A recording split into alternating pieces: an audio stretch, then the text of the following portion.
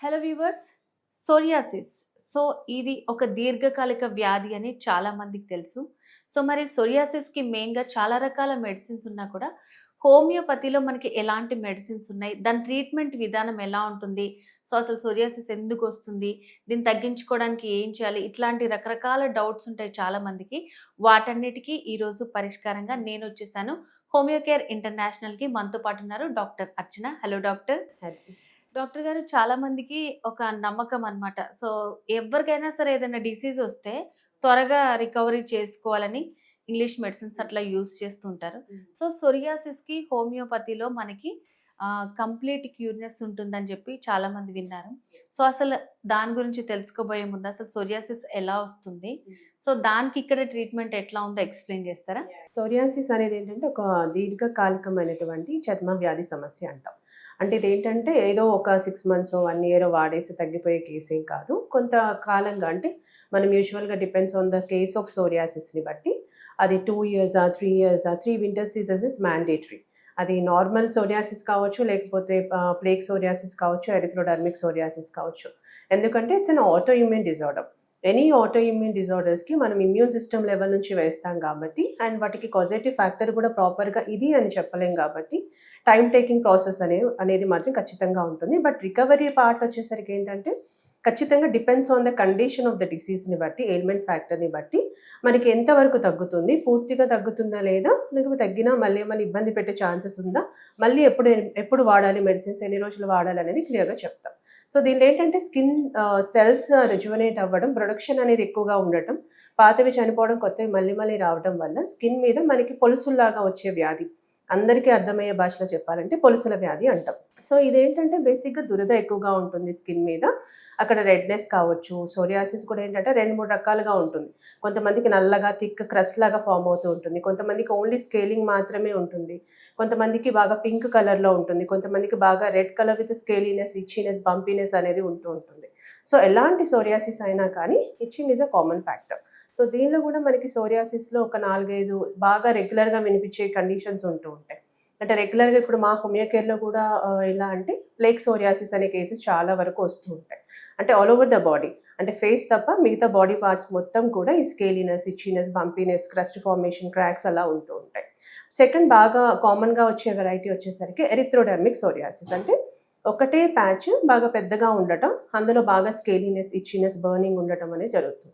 తర్వాత పామోప్లాంటర్ సోరియాసిస్ అంటాం. అంటే ఓన్లీ మనకి చేతుల్లోనూ, ఓన్లీ కాళ్ళల్లోనే ఉంటూ ఉంటుంది. మళ్ళీ ఇంకా ఇతర శరీర పార్ట్స్‌లో ఎక్కడ కూడా ఉండదు. సో, దీనికేంటంటే మరీ 3 వింటర్ సీజన్స్ అవసరమేం పడదు. హార్డ్‌లీ ఒక 1-2 వింటర్ సీజన్స్ అనేది మ్యాండేటరీగా వాడుకోవాల్సి వస్తుంది. ఇది కాకుండా నెయిల్ సోరియాసిస్ అంటే ఓన్లీ నెయిల్స్‌లో మాత్రమే ఉంటుంది. సో, దీనికి కూడా హార్డ్‌లీ తక్కువ టైంలోనే తగ్గిపోయే అవకాశాలు ఉంటాయి. ఇన్వర్స్ సోరియాసిస్ అంటే ఓన్లీ మనకి జాయింట్ ఫోల్డ్స్ కానీ, లైక్ ఎల్బోస్‌లో కానీ, నీస్ వెనక భాగంలో కానీ, గ్రాయిన్స్‌లో కానీ, లేకపోతే లాయిన్స్‌లో కానీ, అండర్ ఆర్మ్స్ కానీ, ఇలా ఫోల్డింగ్ ఏరియాస్‌లో sweaty areas, even breast, under breast కూడా మనకి వచ్చే సోరియాసిసే ఇన్వర్స్ సోరియాసిస్.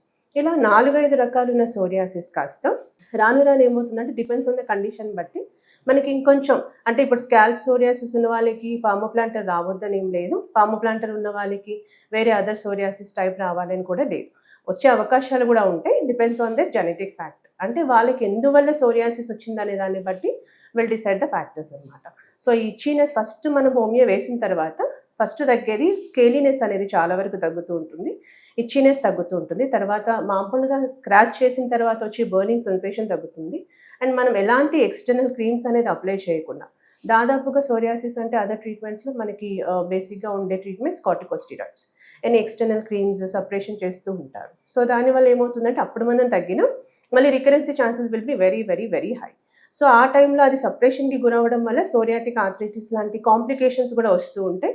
అండ్ ఆ మెడిసిన్ ఆపేసిన తర్వాత కూడా డబుల్ టు ద స్టేజ్ అంటే నార్మల్‌గా ఉన్న కండిషన్ కంటే బాగా ఎక్కువగా కూడా ప్రొలిఫరేట్ అయ్యే ఛాన్సెస్ ఉంటుంది. అలా కాకుండా ఇనీషియల్ స్టేజ్ నుంచే మనం హోమియో వాడుకుంటే even there are some cases even 1 మంత్‌లో కూడా మనకి ఆ స్కేలీనెస్, ఇచ్చీనెస్, బంపీనెస్, క్రస్ట్ ఫార్మేషన్ ఇవి తగ్గిన కేసెస్ కూడా చాలా వరకు ఉంటాయి. And there won't be any side effects in the homeopathy as well. And మనకి హోమియోతో తగ్గింది అంటే రూట్ నుంచి ప్రాబ్లమ్ అనేది తగ్గుతా వస్తది. పెథలాజికల్‌గా కండిషన్ అనేది కంప్లీట్‌గా రివర్స్ అయ్యే కండిషన్స్ చాలా వరకు ఉంటాయి కాబట్టి, మళ్ళీ ఫ్యూచర్‌లో వన్స్ మెడిసిన్ స్టాప్ చేసిన తర్వాత కూడా recurrence chances won't be there. But any kind of సోరియాసిస్కి ఏంటంటే మనకి 80% వరకు అక్యురసీ అనేది అష్యూరెన్స్ అనేది ఉంటూ ఉంటుంది. But at the same time diet is also very mandatory role. ఇక్కడ కంపల్సరీగా డైట్ అనేది ఫాలో అవ్వాల్సింది. డైట్ అంటే ఏంటి, మామూలుగా గ్లూటెన్ కాంపౌండ్స్ అనేది కంప్లీట్గా అవాయిడ్ చేయమని చెప్తా. కొంతమంది ఏంటంటే మెడిసిన్స్ వాడుతున్నాం కదా అని చెప్పేసి they use to go with the other diets అవి కూడా ఫాలో అవుతూ ఉంటారు. సో అలా కాకుండా మేము డాక్టర్గా ఏదైతే చెప్తామో అది తినకూడదు అంటే తినకూడదు. అవి తినకపోతే కనుక డెఫినెట్గా మనకి సోరియాసిస్ అనేది ఆల్మోస్ట్ 80 to 90% తగ్గడం, మళ్ళీ పెథలాజికల్గా మళ్ళీ రివర్స్ అయ్యే ఛాన్సెస్ కూడా వెరీ వెరీ లెస్ ఉంటుంది. ఒకవేళ తగ్గినా కూడా 2 to 3 వింటర్ సీజన్స్ అనేది కంటిన్యూస్గా మెడిసిన్స్ వాడుకుంటే మళ్ళీ ఫ్యూచర్లో recurrence chances will be very very less. Okay. Okay madam. ఇప్పుడు మీరు చెప్పిన కేసెస్ అన్నిట్లో మీ దగ్గరికి ఎక్కువగా ఎలాంటి కేసెస్ వస్తాయి? అండ్ మెయిన్గా హోమియోకేర్ ఇంటర్నేషనల్లో వాటికి ట్రీట్మెంట్ ఎట్లా ఉంటుంది అసలు? మా దగ్గర ఎక్కువగా వచ్చే కేసెస్ అయితే ఈ పామోప్లాంటర్ సోరియాసిస్ వస్తుంది, ప్లేక్ సోరియాసిస్, అండ్ మనకి ఈ ఎరిథ్రోడర్మిక్ సోరియాసిస్ అనేది కామన్ వెరైటీ. సో నా దగ్గరికి కూడా సేమ్ ఇవి 3 కేసెస్ చాలా వరకు వస్తూ ఉంటాయి. సో చెప్పాను కదా, పామోప్లాంటర్ సోరియాసిస్ని మనం చాలా వరకు తొందరగానే తగ్గించవచ్చు. ఈవెన్ మనం కాన్స్టిట్యూషనల్గా కరెక్ట్గా సెట్ అయిన మెడిసిన్ వేసి బాడీ అనేది అంటే పేషెంట్ బాడీ అనేది ప్రాపర్గా రియాక్ట్ అవుతుంది టు ద మెడిసిన్ అంటే డెఫినెట్గా వితిన్ 1-2 మంత్స్లోనే చేంజెస్ చాలా కనిపిస్తూ ఉంటాయి. అలానే కంప్లీట్గా తగ్గిపోతుంది 1-2 మంత్స్లో అని కాదు, బట్ సిమ్టమాటిక్గా they'll be better within 1 to 2 months of medications. అలా కంటిన్యూగా వాడుతూ ఉంటే డాక్టర్ చెప్పిన డ్యూరేషన్ అంతా ప్రాపర్గా వాడి డైట్ అనేది ప్రాపర్గా చేస్తూ స్ట్రెస్ ఫ్యాక్టర్స్ని కంట్రోల్ చేసుకుంటూ ఈ వింటర్ అగ్రవేషన్ డెఫినెట్గా ఉంటుంది కాబట్టి దాన్ని ఆ టైంలో కూడా కొంత జాగ్రత్తలు అనేది తీసుకుంటే బాడీ డీహైడ్రేట్ కాకుండా వాటర్ కన్సంప్షన్ అనేది ప్రాపర్గా ఉంటే కంప్లీట్గా తగ్గుతుంది. ఇప్పుడు నా దగ్గర వచ్చిన మేజర్ రీసెంట్గా వచ్చిన కేసు శోభారాణి కేసు. అది ఏంటంటే ప్లేక్ సోరియాసిస్ కంప్లీట్గా ఓన్లీ ఫేస్ మాత్రం కాకుండా even neck portion, arms, 4 arms, fingers, hands మొత్తం all over the inner side of the body కూడా షీ గాట్ ఇట్. ఆల్మోస్ట్ తనకి 10 to 15 years నుంచి క్రానిసిటీ ఉంది. She's on corticosteroids. ఆ క్రీమ్స్ వాడుతుంది, వచ్చినప్పుడల్లా అంటే లోషన్స్ ఈ లేపనాలు అంటాం కదా అవన్నీ రాసుకోవటం, ఆయిల్ కంప్లీట్గా పెట్టుకోవడం అయినా తగ్గట్లేదు. వాడినప్పుడు తగ్గుతుంది, మళ్ళీ వస్తుంది. ఎవరు ఇలానే హోమియోకేర్కి వెళ్ళండి తగ్గిపోతుందని చెప్తే she came to me. So within 1 monthలోనే మనం ఆ పేషెంట్కి వేసిన డోసు క్యాల్కేరియస్ ఆల్ఫా వితిన్ 1 monthలోనే షీ గాట్ ఆల్మోస్ట్ 70% స్కేలింగ్ అనేది తగ్గింది. ఫస్ట్ ఆ పొలుసు తగ్గినాక పేషెంట్కి ఆబ్వియస్గా డిస్కంఫర్ట్ అనేది తగ్గిపోతుంది, స్టిఫ్నెస్ అనేది ఎక్కువగా ఉంటుంది కాబట్టి, అండ్ ఇచ్చినెస్ అనేది కూడా చాలా వరకు తగ్గింది. But still she's continuing. ఇప్పుడు ఆల్మోస్ట్ తనకి 6 months ఏమో అవుతుంది మెడిసిన్ స్టార్ట్ చేసి కూడా. బట్ రికరెన్సీ అనేది కూడా ఇప్పుడు వింటర్ సీజన్ యూజువల్గా ఏంటంటే స్ట్రెస్ వల్ల ఒకటి, డైట్ వల్ల ఒకటి, వింటర్ వల్ల ఖచ్చితంగా స్కిన్ డిజార్డర్స్ పెరుగుతూ ఉంటాయి. ఈవెన్ సోరియాసిస్ కూడా కామన్ ఆ టైంలో మనం పెరుగుతుంది. కానీ తనకి అది కాన్స్టిట్యూషనల్గా సెట్ అయింది కాబట్టి she's not getting any reoccurrence of the same symptoms what she's having before. So ఇప్పుడు స్టీరాయిడ్స్ కంప్లీట్గా ఫస్ట్ మంత్ నుంచి ఆపేసింది and she's maintaining the diet at the same time medications.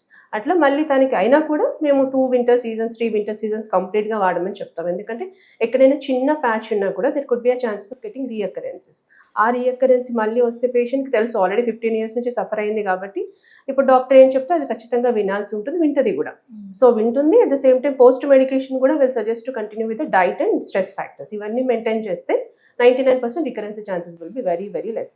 అది హోమియోకేర్ యొక్క మేజర్ ఇదనమాట. అంటే కాన్స్టిట్యూషనల్గా పేషెంట్కి ఏ మెడిసిన్ సెట్ అవుతుంది, సింగిల్ మెడిసిన్ కాంబినేషన్లో ఇవ్వాలా, లిక్విడ్స్ ఏంటనేది చూసి వాళ్ళ యొక్క physical and pathological condition, symptoms కండిషన్ని బట్టి కూడా వేస్తాం.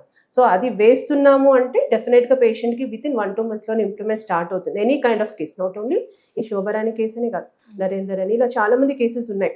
సో అవన్నీ ఏంటంటే మెడిసిన్స్ అనేది బయట నుంచి అవసరం లేకుండా లోపల నుంచి ఏదైతే స్కిన్ సెల్స్ అనేది ప్రొలిఫరేట్ అయ్యి బాగా ప్రొడక్షన్ అనేది ఎక్కువైపోయి మళ్ళీ మళ్ళీ వస్తూ ఉంటుందో ఆ క్రస్ట్ ఫార్మేషన్ అనేది కానీ స్కేలింగ్ అనేది తగ్గించేసి కంప్లీట్గా రికవరీ చేయడం జరుగుతుంది. ఓకే డాక్టర్ గారు, సోరియాసిస్ అసలు ఎన్ని టైప్స్ ఉంటుంది, మెయిన్గా అసలు హోమియోకేర్ ఇంటర్నేషనల్లో సోరియాసిస్కి ఎట్లాంటి ట్రీట్మెంట్ ఉందని చాలా బాగా ఎక్స్ప్లెయిన్ చేశారు. Thank you so much.